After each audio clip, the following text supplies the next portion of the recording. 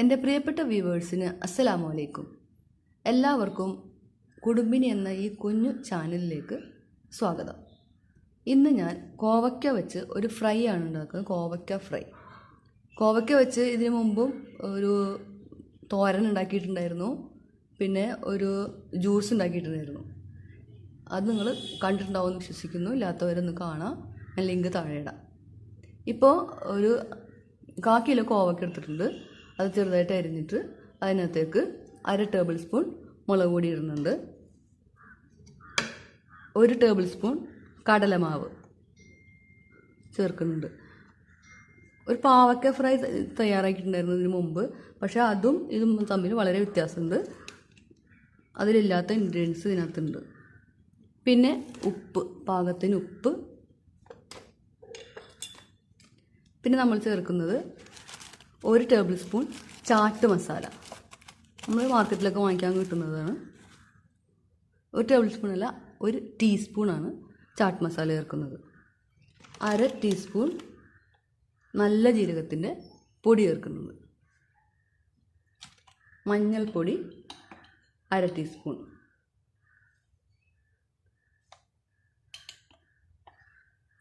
പിന്നെ നമ്മൾ ചേർക്കുന്നത് 1 കഷ്ണം ഇഞ്ചിയും 2 പച്ചമുളകും 3 തണ്ട് വേപ്പിലയും കൂടി അരച്ചെടുത്തതാണിത്. ഇതും ഇതിനകത്തേക്ക് ചേർക്കാം. ഇഞ്ചി, പച്ചമുളക്, വേപ്പില 1.5 ടേബിൾ സ്പൂണോളം ഉണ്ടാവും എല്ലാം കൂടി അരച്ച് വരുമ്പോൾ. ഇതെല്ലാം കൂടി നന്നായി മിക്സ് ചെയ്ത് വെക്കണം. മാരിനേറ്റ് ചെയ്ത് വെക്കേണ്ട ആവശ്യമൊന്നുമില്ല, പെട്ടെന്ന് തന്നെ നമുക്ക് വറുത്തെടുക്കാൻ പറ്റും. ഇത് നമുക്ക് ഇനിയൊന്ന് കുഴച്ചെടുക്കാം.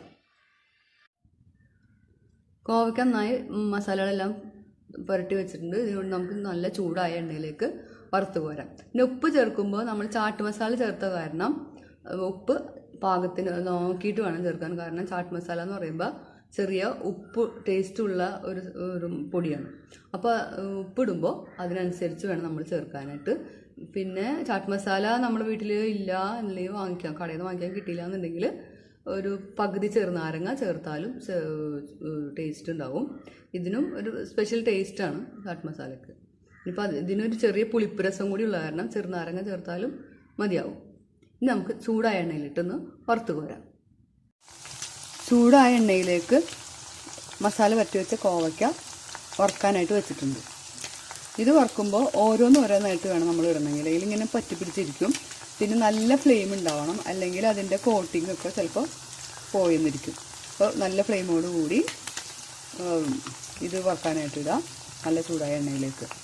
നമുക്ക് ഫ്രൈ ആവുന്നവരെ വെയിറ്റ് ചെയ്യാം.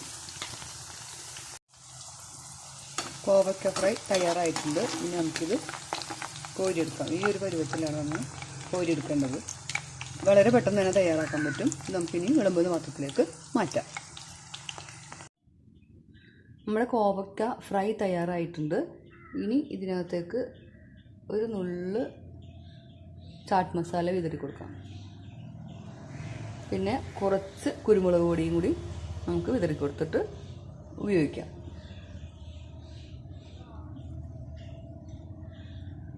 നല്ല ടേസ്റ്റുള്ള ഈ കോവയ്ക്ക ഫ്രൈ നിങ്ങൾ തയ്യാറാക്കി നോക്കണം. പിന്നെ ഇതിൻ്റെ കമൻസൊക്കെ അറിയിക്കണം. ഇഷ്ടപ്പെട്ടെങ്കിൽ ലൈക്ക് ചെയ്യാൻ മറക്കരുത്.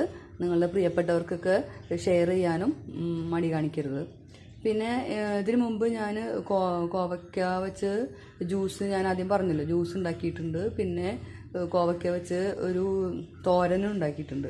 കോവയ്ക്കയും ഉണക്കച്ചെമ്മീനും ചേർത്ത് ഒരു സ്പെഷ്യൽ ഒരു വെറൈറ്റി തോരനാണത്.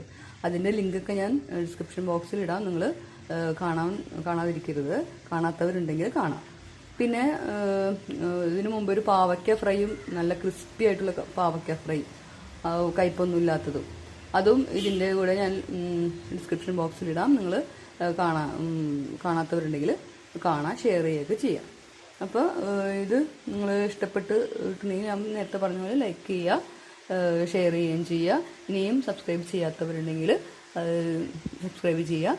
ഇൻഷാ അല്ലാഹ് അടുത്ത വീഡിയോയുമായി കാണുന്നത് വരെ അസ്സലാമു അലൈക്കും.